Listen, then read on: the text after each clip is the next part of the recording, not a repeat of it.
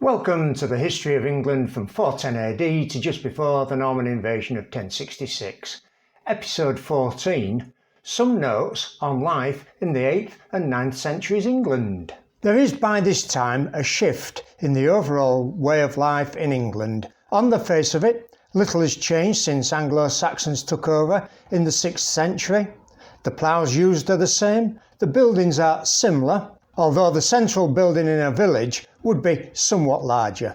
The farmer's lot is unchanged. It is still a daily grind to make a living. The farmhand raises with the dawn, milks the cows, then rakes the muck out, tills the earth, spreads the muck over the fields, tends to the pigs. His wife grinds the corn, feeds the hens, bakes bread, cooks the meals, washes the clothes, looks after the children.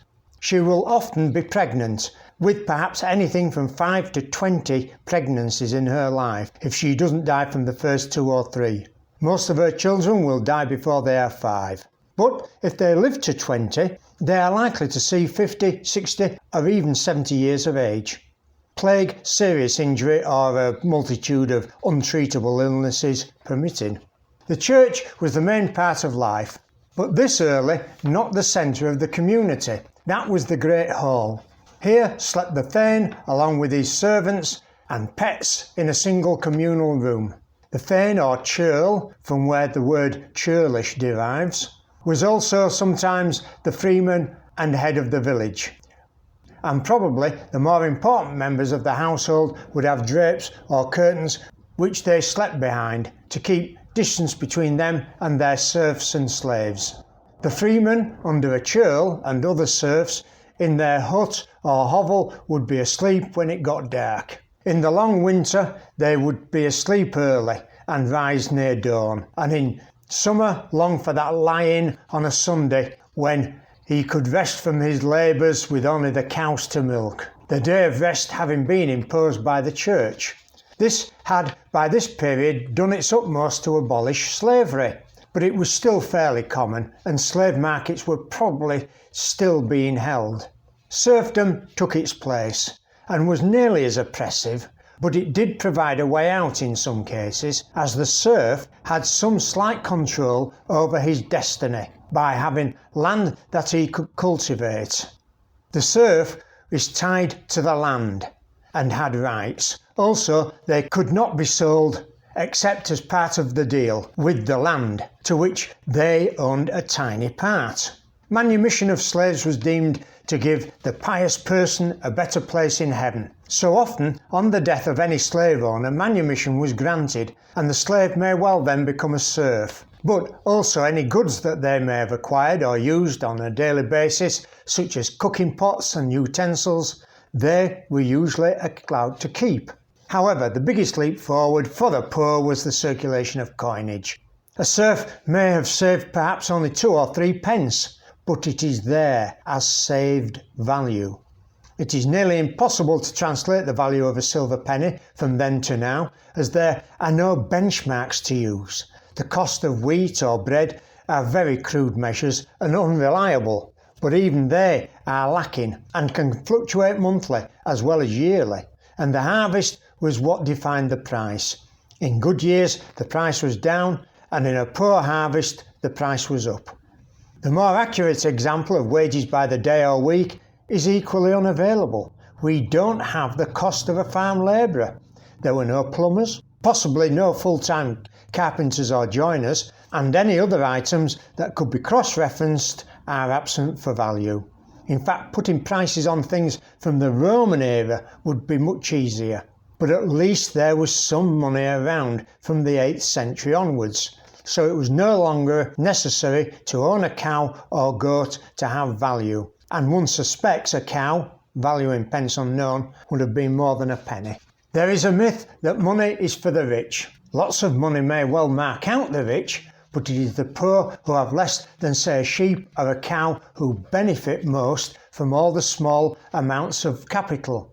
Offa had left more than he could realise with the silver penny.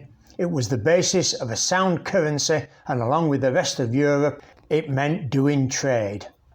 Clothes would be basic, but usually woven or knitted as opposed to felted.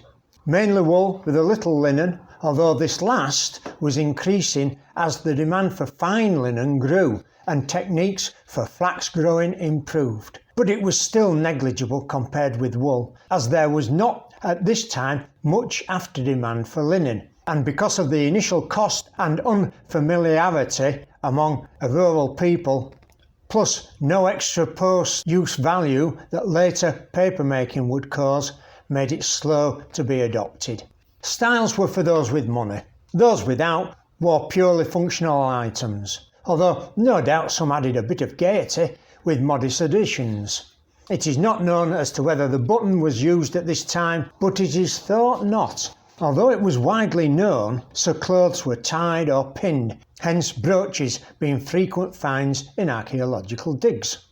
The modern equivalent of underwear wasn't known, although several layers of clothing allowed for change of clothes for washing. Small thread boxes have been found in many burial sites for women, one containing the earliest known piece of silk.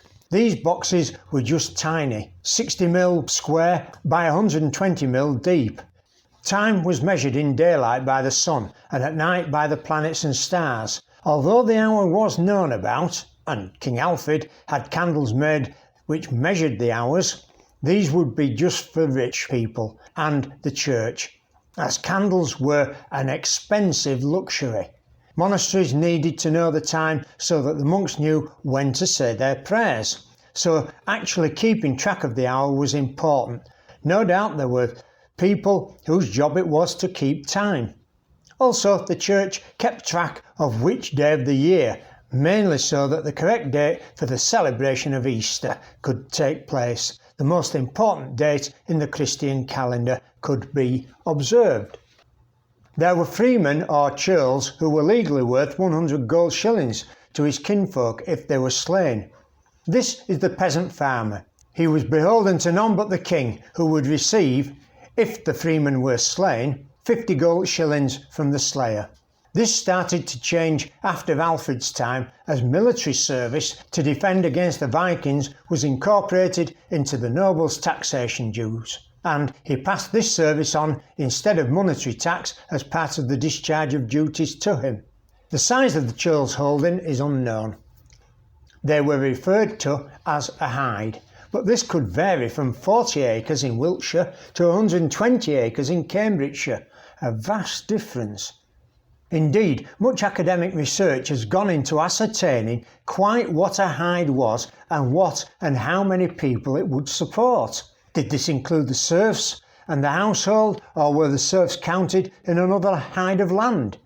Did this vary in different parts of the country? Did the hide in Wiltshire only support the freeman and his immediate family and exclude the serfs, and in Cambridgeshire actually include all the serfs, or not? In which case, the farmer in Wiltshire was much poorer than Cambridgeshire. But there is no evidence to support this. Grinding poverty for the serfs is grinding poverty. But we don't know this to be the case for certain. Yes, when the crops were bad they would starve, but how much starvation went on we don't quite know, nor can we really estimate. The standard of living was quite good for many. We know this from the diet that has been found from analysing bones of 8th and 9th century Anglo-Saxons and Danes. Also, most of the land was owned. Only a very small part was common land, so there would not normally be 3 or 4 farmers with sheep in the same meadow, as is the oft perceived image. Although this may have been the case with serfs, the slow change to working cereal crops instead of beef and milk meant the calorific value per acre increased. This means another increase in the number of people that can be supported, and so an expansion of the population. The typical farmhouse of the churl was thought to be some 12 to 18 metres long by 3.5 to 4.8 metres wide. This was the progression from the single long barn as time progressed. No doubt there were similar sleeping arrangements as the thanes, with drapes to partition part of the interior for more private use. The smaller buildings found in excavated villages show evidence of pottery and weaving, and these may well have been used as dwellings as well as for keeping livestock. While the term town is not in use with the 6th and 7th century invasions, The buds of urbanisation were starting to show in the 8th century, and part of this will have come from the intrinsic advantages of living in towns, safety and trade. At this early stage, they are known as wicks and are limited in function to that of markets. That Alfred encouraged the burghs is noted elsewhere, but offer also seems to have encouraged village dwelling. Certainly it increased under his tenureship of the crown. The development of pottery and also other products, whether swords, axes, ironwares, shields, brooches, copper, bronze, silver, goldwares with precious and semi-precious stones, increases. And some of the detail is jaw-dropping, especially when one considers there were no ways to magnify to see closer detail. These would be made and sold at centres of trade. Whether it is initially small markets or village centres, this increased trade ties in with imports from abroad and the availability of fiat currency in the form of the silver penny, with which to exchange those goods and wares. Women were not equal with men in everything, but they did receive what equates to a dowry from their husband on marriage, and this stayed with them. If he died first, she could sell it or do with it as she wished. Also, while she was married, the land and property was half hers. And the laws still held whereby if they divorced and she kept custody of the children, half the property went with her. In the various king's laws and legal documents that are extant, women are often referred to in the context of whether they are keepers of the keys. This is sometimes specified as a strong box or house, so in many cases it is presumed they have responsibility of the key. If you found this video greatly, please thumbs up. I publish new ones every Monday with occasional bonus episodes on a Thursday. Please comment and spread the word on social media outlets. Hit the subscribe button to get the latest episodes and ring the bellaroonies to get reminders. Also, I would appreciate any recommendations on other media, Parler, Twitter, Instagram, Reddit, history forums, you know the type. Thank you.